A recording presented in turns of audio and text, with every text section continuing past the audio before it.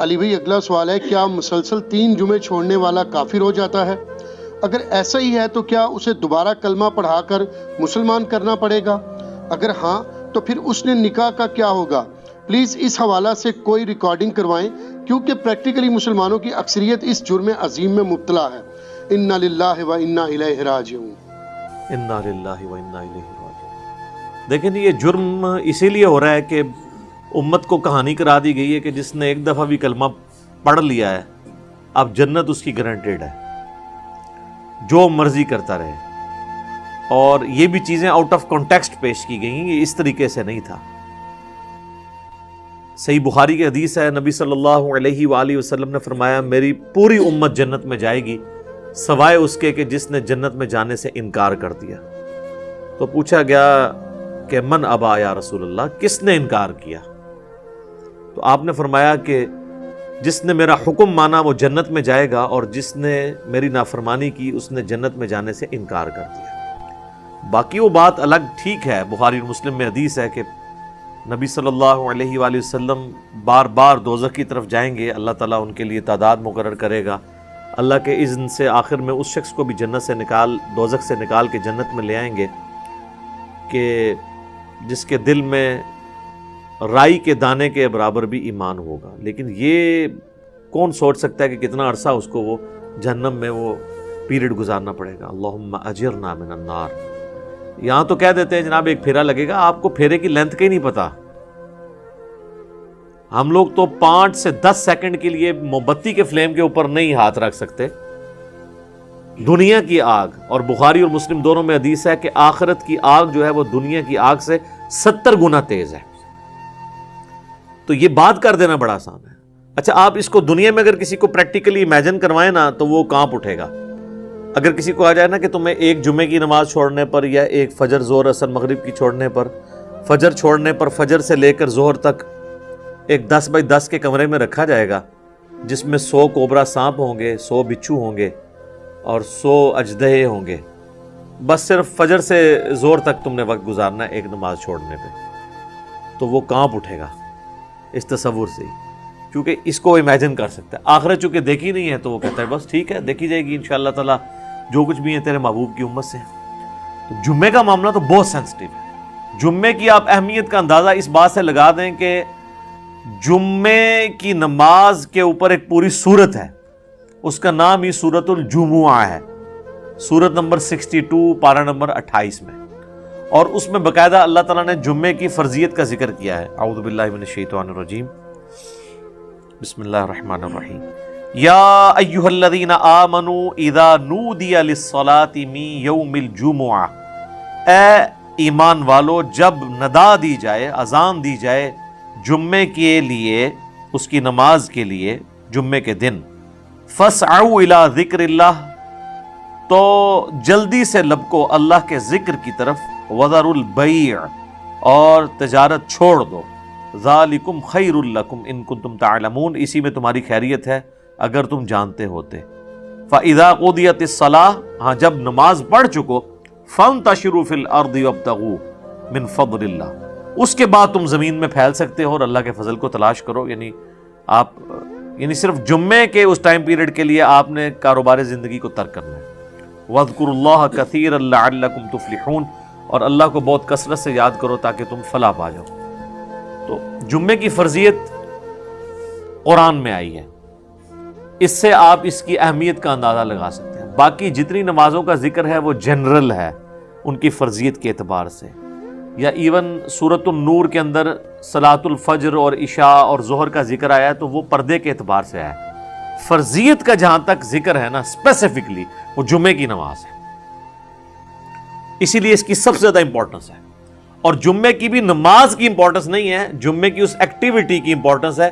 نماز تو اللہ تعالیٰ نے اس دن ویسے ہی کم کر دی ہے، 4 کی بجائے 2 فرض کر دی ہیں۔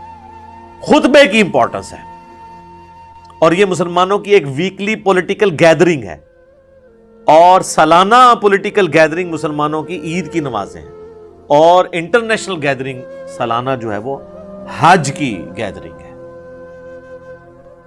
یہ یعنی جمعے کے خطبے اس لیے نہیں ہے کہ یہاں پہ آپ نے لوگوں کو یعنی نکاح، طلاق اور سنجے کا طریقہ، یہ ساری چیزیں بتانی ہیں اصل میں پولیٹیکل ایشوز کو ایڈریس کرنے کے لیے، تاکہ لوگ ایک پیج کے اوپر آئیں مسلمان۔ اسی لیے جمعے کی گیدرنگ ایک شہر میں ایک سے زیادہ ہونی بھی نہیں چاہیے۔ یہ تو آج کل ایک چندے کے چکر میں اتنی جامع مسجد بن گئی ہیں، ادروائز اصولاً دیکھا جائے تو ایک شہر میں ایک جامع مسجد ہوگی۔ ایران میں آپ چلے جائیں، تہران میں ایک جگہ جمعہ ہوتا ہے اور 15 سے 20 لاکھ لوگ ایک جگہ جمعہ پڑھ رہے ہوتے ہیں، اور ایران کا پریزیڈنٹ جمعے کا خطبہ دیتا ہے۔ یہاں پہ بھی ہمارے پرائم منسٹر کو فیصل مسجد میں خطبہ دینا چاہیے۔ تو آپ دیکھیں پھر کس طریقے سے قوم ایک جگہ جمع ہوتی ہے۔ ہم تو ایک قوم بھی نہیں اسی وجہ سے۔ بہرحال یہ الگ سے ایک ٹاپک ہے۔ جمعے کی فرضیت کے اعتبار سے سورۃ الجمعہ کافی ہے۔ بخاری اور مسلم دونوں میں حدیث ہے، نبی صلی اللہ علیہ وآلہ وسلم نے فرمایا کہ اگرچہ ہم سب سے آخر میں آئے ہیں، لیکن قیامت والے دن ہم سب سے سبقت لے جائیں گے، یہود و نصارہ سے بھی۔ پھر نبی علیہ السلام نے اس کی ریزن بتائی کہ اللہ تعالیٰ نے جمعے کا دن یہودیوں پر پیش کیا، انہوں نے اس کی قدر نہیں کی، انہوں نے ہفتے کا دن اپنے لیے چوز کر لیا۔ پھر نصارہ پہ پیش کیا، انہوں نے اس کی قدر نہیں کی اور اتوار کا دن انہوں نے چوز کر لیا۔ پھر اللہ نے ہماری رہنمائی کر دی جمعے کے دن کے لیے۔ اچھا، نبی علیہ السلام نے اس کو اللہ کی طرف منسوب کیا کہ اللہ نے ہمارے لیے رہنمائی مقرر کر دی کہ ہم جمعے کی طرف متوجہ ہوئے۔ اور پھر نبی صلی اللہ علیہ وآلہ وسلم نے فرمایا کہ قیامت والے دن، یعنی اس جمعے کے دن کے تحفے کو ایکسیپٹ کرنے کی وجہ سے قیامت والے دن ہم سبقت لے جائیں گے، یعنی سب سے پہلے جنت میں جانے والے نبی صلی اللہ علیہ وآلہ وسلم کے امتی ہوں گے انشاءاللہ تعالی۔ اللہم اجعلنا منہم، آمین۔ صحیح مسلم میں ایک حدیث ہے کہ نبی صلی اللہ علیہ وآلہ وسلم نے فرمایا کہ جمعے کا دن باقی تمام دنوں کا سردار ہے۔ اسی دن آدم علیہ السلام پیدا ہوئے، اسی دن وہ جنت میں داخل کیے گئے، اسی دن جنت سے نکالے گئے، اور اسی دن قیامت قائم ہوگی۔ ایک اور حدیث ہے بخاری اور مسلم دونوں میں، نبی صلی اللہ علیہ وآلہ وسلم نے فرمایا کہ جمعے کے دن ایک گھڑی، ایک لمحہ ایسا آتا ہے کہ اس گھڑی میں جو اللہ سے خیر مانگی جائے نا، اللہ تعالیٰ وہ خیر عطا فرما دیتا ہے۔ اچھا، اس میں اب مختلف اقوال ہیں۔ بہرحال صحیح مسلم میں ایک حدیث ہے کہ نبی علیہ السلام نے فرمایا کہ یہ جو قبولیت کی گھڑی ہے نا، یہ خطیب کے ممبر پر بیٹھنے سے لے کر نماز جمعہ کے ختم ہونے تک ہے۔ اس دوران یہ ایکٹیویٹی ہے، یعنی ایک گھڑی ایسی آتی ہے جو قبولیت کا وقت ہے۔ ویسے پبلک میں مشہور ہے کہ وہ دو خطبوں کے درمیان وہ بھی ہو سکتا ہے، اس کے علاوہ بھی نماز کا بھی وقت ہو سکتا ہے جس میں آپ اللہ کی طرف رجوع لاتے ہیں۔ اس لیے آپ دیکھیں کہ بخاری اور مسلم دونوں میں حدیث ہے، نبی صلی اللہ علیہ وآلہ وسلم نے فرمایا جو جمعے والے دن سب سے پہلی گھڑی میں آتا ہے اسے اونٹ نحر کرنے کا ثواب دیا جاتا ہے، جو اس کے بعد آتا ہے اسے ایک گائے ذبح کرنے کا ثواب، جو اس کے بعد آتا ہے اسے ایک بھیڑ یا بکری ذبح کرنے کا ثواب، جو اس کے بعد آتا ہے اسے ایک مرغی ذبح کرنے کا ثواب، اور جو بالکل اینڈ پہ آتا ہے اسے انڈا صدقہ کرنے کا ثواب۔ اور پھر اس کے بعد الفاظ ہے کہ اس کے بعد فرشتے رجسٹر بند کر دیتے ہیں جب خطیب ممبر پہ چڑھ جاتا ہے، یعنی یہ ساری گھڑیاں خطیب کے ممبر پہ چڑھنے سے پہلے ہیں۔ اور پھر فرشتے جو ہیں وہ بھی الذکر سننا شروع کر دیتے ہیں۔ الذکر یعنی جو خطیب خطبہ دے رہا ہے، بشرطے کہ وہ ذکر ہو، کہانیاں نہ ہو۔ الذکر تو پھر سر یہی ہے، انا نحن نزلنا الذکر وانا لہ لحافظون۔ صحیح مسلم میں حدیث ہے کہ نبی علیہ السلام کے جمعے کا خطبہ جو ہے وہ قرآن ہی ہوا کرتا تھا۔ 4 حدیثیں اوپر تلے۔ ایک صحابیہ کہتی ہے کہ میں نے حضور علیہ السلام سے جمعے کے خطبے میں اتنی دفعہ سورہ قاف جو پارہ نمبر 26 میں آتی ہے سنی کہ مجھے زبانی یاد ہوگی۔ اب ہر جمعے میں وہ ظاہر تذکیر والی صورت ہے تو وہ الذکر سننا شروع کر دیتے ہیں، اور پھر اس کے بعد جو آتا ہے نا، پھر اسے نارمل صرف نماز کا ثواب ملتا ہے، جو ایکسٹرا آرڈنری ثواب ہے نا جمعے کا وہ ختم ہو جاتا ہے۔ اچھا، اسی حدیث میں الفاظ ہیں کہ جو پہلی گھڑی میں آئے اس کے لیے ثواب، پھر اس میں نبی علیہ السلام نے یہ بھی فرمایا کہ پھر جتنا مقدر ہو تم نماز ادا کرو، یعنی جمعے سے پہلے آپ 2 4 6 8 10 جتنی مرضی نفلی رکعتیں پڑھ سکتے ہیں۔ اچھا، اس میں ایک حدیث ضعیف بھی پیش کی جاتی ہے ابو داؤد کی کہ جمعے والے دن مکروہ وقت کوئی نہیں ہوتا، وہ روایتی کمزور ہے، اس کا تو آپ نے بہرحال خیال رکھنا ہوگا۔ وہ جو 5-7 منٹ ہوتے ہیں جب سورج اپنے ٹریک میں بالکل سینٹر میں ہوتا ہے. جسے آپ زوال کہتے ہیں وہ زوال نہیں ہوتا, وہ ضحوہ کبریٰ ہوتا ہے. زوال آفتاب تو کہتے ہیں آپ ظہر کا وقت شروع ہونے کو ہے, سورج گرنا شروع ہو جائے مغرب کی طرف, سینٹر سے ذرا سا ہٹے گا تو مکروہ وقت ختم ہو جائے گا. ایگزیکٹ سینٹر میں آپ سمجھ لیں وہ جو 5-7 منٹ ہیں وہ مکروہ وقت ہے. اس سے پہلے بھی آپ نفلی نماز پڑھ سکتے ہیں, اس کے بعد بھی ایگزیکٹ اس وقت نہیں پڑھ سکتے. تو جتنی مقدر ہو پڑھو. البتہ بخاری اور مسلم میں حدیث ہے کہ جب خطیب جو ہے وہ خطبہ دے رہا ہو نا تو پھر آپ نے 2 رکعتیں پڑھنی ہے, اور اس وقت تک نہیں بیٹھنا جب تک وہ 2 رکعتیں نہ پڑھ لیں. یہ جمعے کے دن کا پروٹوکول ہے, عام نمازوں کے لیے نہیں ہے. اور 2 سے زیادہ پھر نہیں پڑھنی جب خطبہ شروع ہو جائے, کیونکہ اصل مقصد تو خطبہ سننا ہے. اور اگر خطبہ شروع نہیں ہوا تو صحابہ کا جو معمول ہے وہ کم از کم 4 رکعتیں تھی جمعے سے پہلے, کم از کم 2 تو پڑھنی ہے آپ نے. اور بعد میں صحیح مسلم میں آتا ہے کہ جس نے جمعے کے بعد نماز پڑھنی ہے وہ 4 رکعتیں پڑھے. 2 کر کے بھی پڑھ سکتے ہیں اور اکٹھی 4 بھی پڑھ سکتے ہیں, دونوں طریقے سے ثابت ہے. تو یہ جمعے کی رکعتیں میں نے بتا دی, یعنی ٹوٹل کتنی ہوئی 8. 2 سنتیں پہلے, 2 فرض اور 4 سنتیں بعد میں. اور اگر آپ نے پہلے 4 سنتیں پڑھنی ہیں تو پھر 10 ہوگی. تو نبی صلی اللہ علیہ وآلہ وسلم نے یعنی یہ ترغیب دلائی ہے کہ جمعے والے دن خطیب کے ممبر پہ چڑھنے سے پہلے پہنچ جائے. اب حنفیوں کی چونکہ تقریر انہوں نے لادہ کر لی ہوئی ہے تو حنفیوں کے لیے یہ نہیں ہوگا کہ عربی خطبہ سننا ہوگا. وہ بھی جب ممبر پہ خطیب چڑھتا ہے نا اردو خطبے کے لیے, تو اس کے بعد رجسٹر ان کے بند ہو جائیں گے. اب چونکہ انہوں نے اپنے پبلک کو پڑھایا ہوا ہے کہ یہ تقریر جو ہے یہ لادہ سے ہے, اصل عربی کے خطبے ہوتے ہیں, پھر لوگ کہتے ہیں پھر اصل ہی آگے سنیں گے جو ہمیں بھی سمجھنا ہے. اور معذرت کے ساتھ جو پڑھ رہے ہوتے ہیں ان کو بھی نہیں سمجھ ہوتی کہ وہ پڑھ رہے کیا ہیں. حقیقت بات ہے, کئی جو ائمہ ہیں آپ ان سے کہنا یہ جو تم نے عربی خطبہ پڑھا اس کا ترجمہ بتاؤ کیا ہے, تو جب پڑھنے والے کو بھی نہیں پتا تو سننے والے کو کیا پتا ہوگا. اس لحاظ سے اہل حدیث نے یہ ٹھیک کیا ہے کہ انہوں نے خطبے تو 2 ہی رکھے اور اللہ کی حمد اور درود کو عربی میں رکھا, باقی انہوں نے جو واعظ اور تقریر جو مقصد تھا تذکیر کرنا اسے اپنی نیٹو لینگویج میں کر دیا, اردو کے اندر, انگلش کے اندر. یہی طریقہ ٹھیک ہے. تو حنفیوں نے وہ تقریر ایک تیسرا خطبہ ایڈ کر دیا اور وہ بھی پھر بیٹھ کے شروع ہو گیا, حالانکہ خطبہ تو کھڑے ہو کے ہوتا ہے جمعے کا, بیٹھ کے تو آپ دے نہیں سکتے. اور اس میں آپ نے سہارا لے کے کھڑا ہونا ہے, وہ کھڑا سہارا ہو کے اس لیے ہوتا ہے کہ تقریر تھوڑی لمبی ہو تو آپ مطلب سہارا لے سکیں. انہوں نے بیٹھ کے خطبہ شروع کر دیا, تو یہ بھی ایک خلاف سنت چیز ہے. بہرحال جمعے کی نماز کی امپورٹنس اس حوالے سے آپ نے ذہن میں رکھنی ہے. باقی جمعے میں جمعے کی نماز اور اس کی تقریر کے علاوہ 2 اعمال ایسے ہیں جو اسپیسیفکلی اہمیت کے حامل ہیں. المستدرک الحاکم میں صحیح سند سے یہ حدیث ہے, مشکات کے اندر بھی موجود ہے, کہ جو شخص سورۃ الکہف کی تلاوت کر لے جمعے کے دن تو اگلے جمعے تک اس کے لیے ایک نور اللہ کی طرف سے مقرر ہو جائے گا. اور ابو داؤد میں ایک حدیث ہے, مشکات میں بھی ہے, سنن نسائی میں بھی, ابن ماجہ میں بھی, کہ نبی صلی اللہ علیہ وآلہ وسلم نے فرمایا کہ جمعے کا دن جو ہے یہ یوم مشہود ہے, یعنی اللہ کے حضور اعمال پیش ہونے کے اعتبار سے. اور اس دن آدم علیہ السلام پیدا ہوئے اور یہ تمام دنوں کا سردار ہے. تم اس دن مجھ پر کثرت سے درود پڑھو, تمہارا درود مجھ پر پیش کیا جائے گا.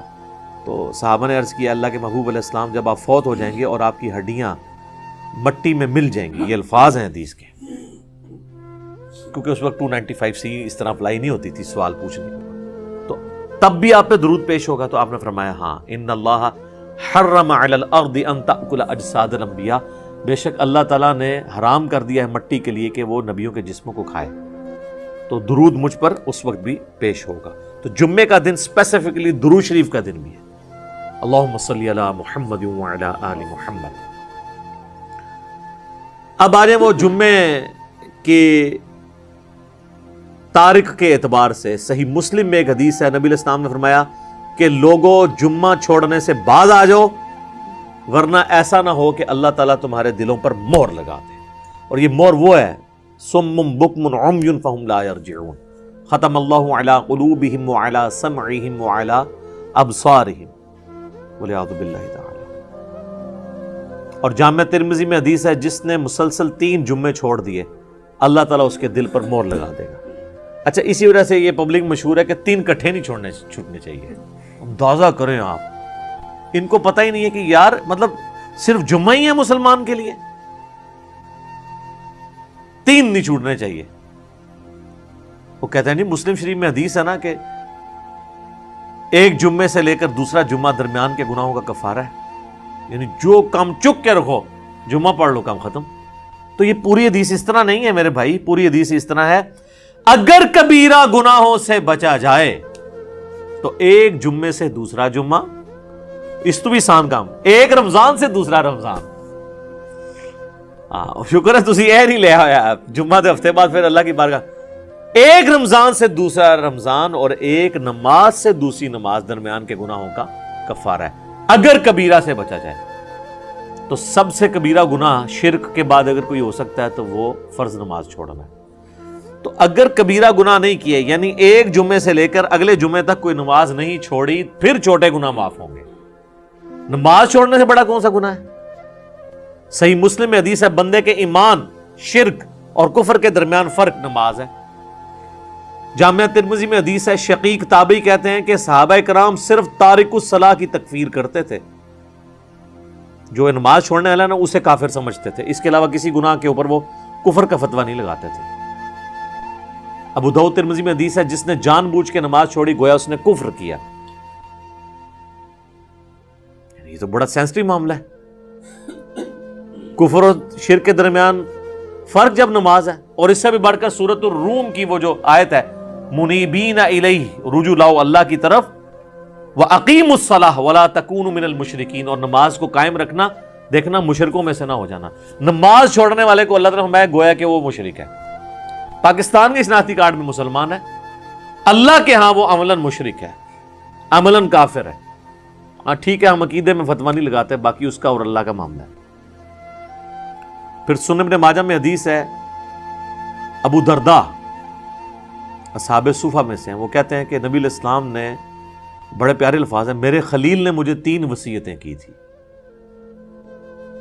نمبر 1, اللہ کے ساتھ شرک نہ کرنا, خواہ تمہارے ٹکڑے ٹکڑے کر دیے جائیں یا تمہیں آگ میں جلا دیا جائے. نمبر 2, کبھی نماز, فرض نماز نہ چھوڑنا ورنہ اللہ کے ہاں تمہارا ذمہ اٹھ جائے گا, یعنی اللہ کو پھر کوئی پرواہ نہیں. اور نمبر 3, شراب نہ پینا, تمام گناہوں کی چابی شراب ہے. یہ 3 وصیتیں ابو درداء کہتے ہیں کہ نبی علیہ السلام نے مجھے کی تھی. پھر مسند امام احمد میں وہ حدیث ہے کہ نبی صلی اللہ علیہ وآلہ وسلم نے فرمایا کہ جو شخص نماز پڑھنے والا ہے قیامت والے دن اس کی نماز اس کے لیے دلیل ہوگی, نور ہوگی اور نجات کا ذریعہ ہوگی. اور جو نماز چھوڑنے والا ہے اس کے لیے نہ کوئی نور ہوگا, نہ نجات کا کوئی سبب ہوگا, نہ اللہ کے حضور کوئی حجت ہوگی پیش کرنے کے لیے, اور اس کا حشر فرعون, قارون اور حامان کے ساتھ ہوگا, والعیاذ باللہ تعالی. اور ایک اور حدیث ہے سنن ابی داؤد میں کہ قیامت والے دن سب سے پہلے نماز کے بارے میں سوال کیا جائے گا, اور پھر فرمایا کہ جس کی نماز درست نکل آئی اس کے باقی معاملات آسان ہو جائیں گے, اور جس کی نماز ہی غلط نکلی اس کے بعد کے معاملات اس سے زیادہ مشکل ہو جائیں گے. پھر اسی حدیث میں الفاظ ہیں کہ اگر کسی کے فرائض میں کوئی کوتاہی رہ گئی تو اللہ تعالیٰ فرشتوں سے کہے گا کہ میرے بندوں, اس بندے کی کوئی نفلی عبادت دیکھو, جو ہم سنت پڑھتے ہیں, یعنی 12 سنت موقعہ نفلی عبادت ہے, تو فرائض کی کمی اس سے پوری کر لی جائے. لیکن فرض کے اوپر کوئی کمپرومائز نہیں ہے. لہذا یہ جمعے کے معاملے کو اتنا ہلکا جاننا اور کہنا جی بس ٹھیک ہے دیکھی جائے گی, کوئی فرق نہیں پڑتا. اور حقیقت بات تو یہ ہے کہ علماء عرب تو آپ کو پتہ ہے کہ نماز چھوڑنے والے کی تکفیر کرتے ہیں, اور ان کے فتوے کے تحت تو پھر ظاہر ہے کہ نکاح بھی ٹوٹ جائے گا. جو انہوں نے پوچھا نکاح تو ٹوٹ جائے گا ظاہر ہے. اور ایسی عورت کو تو ایسے مرد سے بالکل طلاق لے لینی چاہیے, اس کو دھمکی لگائے کہ یا تو نماز شروع کر, جمعے کی نہیں عام نماز بھی, ادروائز دیکھیں نا جی, اب یہ تو نہیں کہ آپ نے صرف کلمہ پڑھ لیا تو آپ مسلمان تصور ہو جائیں گے. یعنی اسلام 3 چیزوں کا نام ہے نا, اقرار باللسان, زبان سے اقرار کرنا, وتصدیق بالقلب, اور دل سے تصدیق کرنا, وعمل بالجوارح, اور اپنے اعمال کے ساتھ, جوارح کے ساتھ اس کو ایگزیکیوٹ بھی کرنا. جب میں آپ کو حدیث بتا رہا ہوں جامعہ ترمذی کی کہ صحابہ کرام علیہم رضوان تارک الصلاح کی تکفیر کرتے تھے,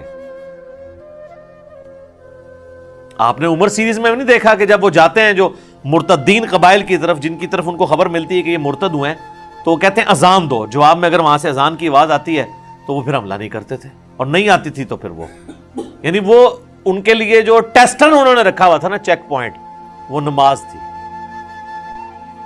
اب مجھے بتائیں صحابہ اگر اس وقت دنیا میں آ جائیں، اور ہم جو اس وقت کلیم کر رہے ہیں کہ دنیا کا سب سے بڑا اسلامی ملک پاکستان ہے نا، کہتے ہیں انڈونیشیا کو بھی پیچھے چھوڑ دیا نا اب آبادی کے اعتبار سے، تو وہ پاکستان کے شناختی کارڈ میں جو لکھا ہے اس اعتبار سے تو واقعی سب سے بڑا ہے، لیکن اگر اس کو اللہ کے کرائٹیریا میں دیکھا جائے تو یہ کہاں پہ کھڑا ہوگا ملک؟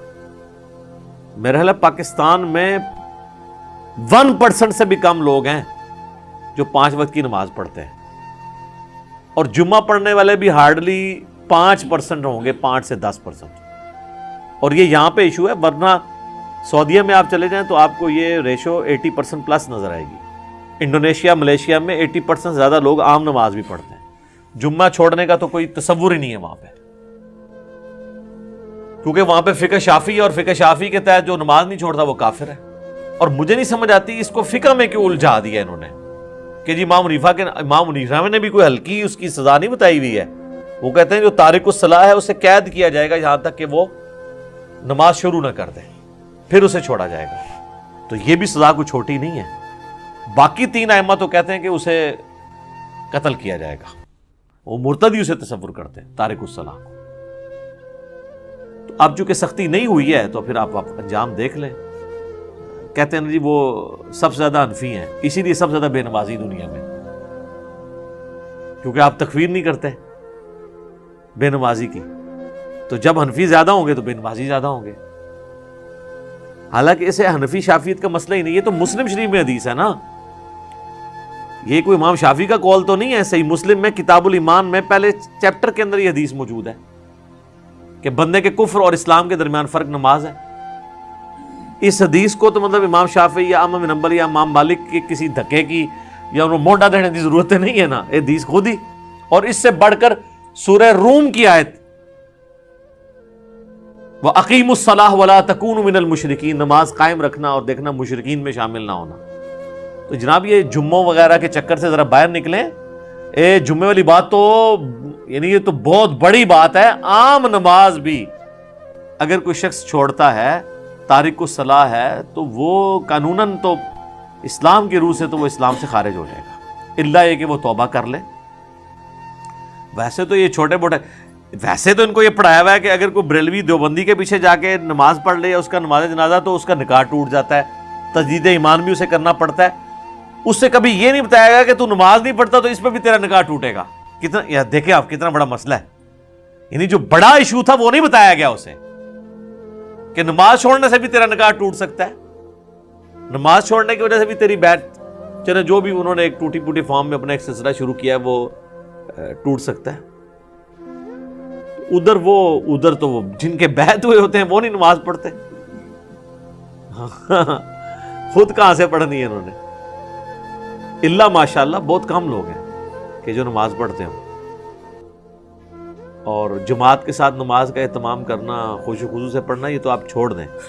اسی لیے پھر انہوں نے ایک جھوٹی کہانی سب کے ہاں ملتی ہے کہ جی وہ نماز تو اللہ کی معرفت کا ذریعہ ہے، جو اللہ تک پہنچ چکے ہوں تو نماز ان کو ضرورت ہی نہیں ہے، یا اگر انہیں پڑھنی ہے تو وہ کہتے ہیں دل کی نماز ہوتی ہے۔ چندہ دل کا نہیں ہوتا، جو روٹیاں اور روسٹ توڑتے ہیں اور کھاتے ہیں، اپنی توندیں بڑھاتے ہیں، وہ دل کی نہیں ہوتی، اور جہاں بات آتی ہے نماز پڑھنے کی وہ دل کی ہوتی ہے۔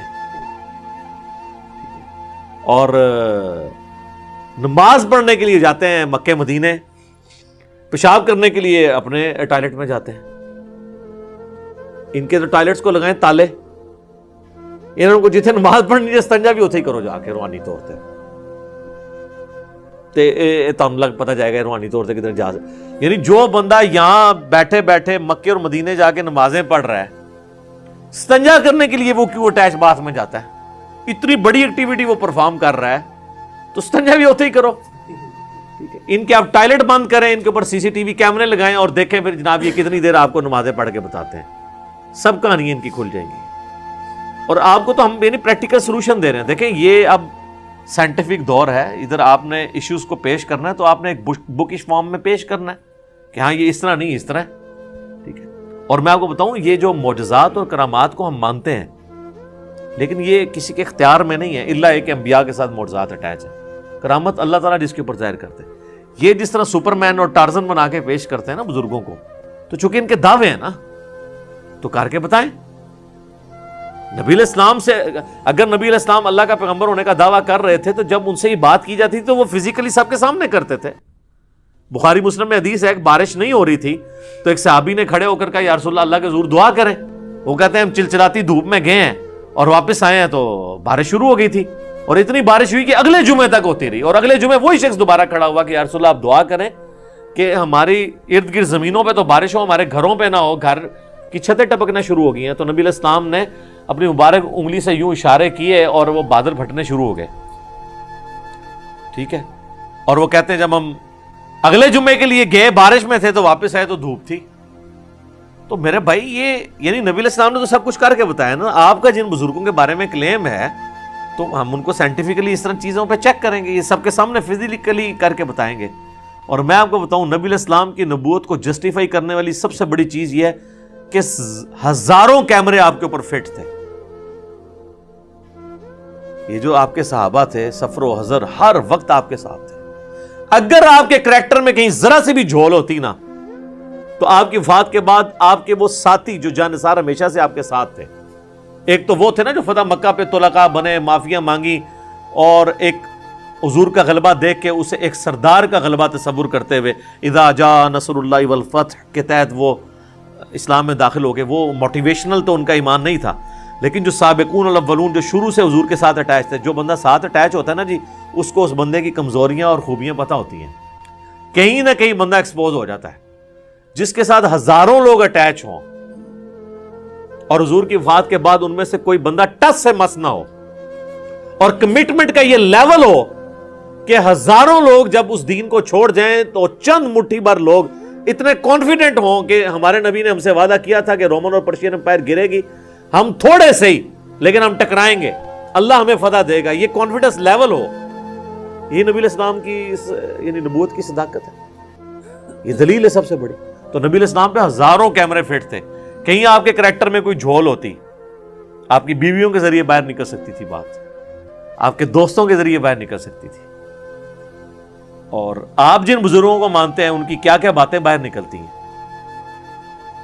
پرانوں کی نکلتی تھی، وہ میں نے نکال دی ہیں، اور نیوں کی تو اس لیے نکل رہی ہیں کہ پرانے زمانے میں بھی اگر ان کو اسی طریقے سے پرانوں کو بھی چیک کیا جاتا کریٹیکلی کیمروں کے ذریعے یا باقی معاملات کے ذریعے تو آپ دیکھ لیتے کہ ان کے بھی ماشاءاللہ الا ماشاءاللہ اچھے لوگ بھی ہوں گے۔ میں نے یہ نہیں کہتا کہ برے لوگ ہی ہیں سارے، لیکن یہ ہے کہ یہ بڑی مشکل سے حسن ظن قائم رہتا ہے کہ آپ اتنے یعنی عجیب و غریب قسم کے دعوے کرتے ہیں۔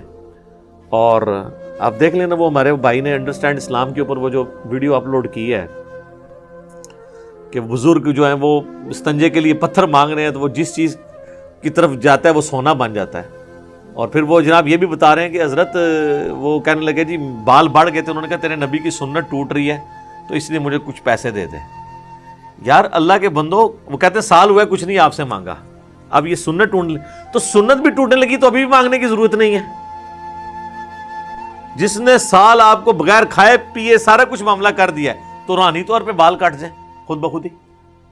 روحانی طور پہ اگر بندہ زندہ ہے تو بال بھی روحانی طور پہ کٹ جائیں، ناخن کٹ جائیں، ختنہ بھی ہو جائے، روحانی طور پہ نہیں ہوتا۔ سب کہانی ہے جناب۔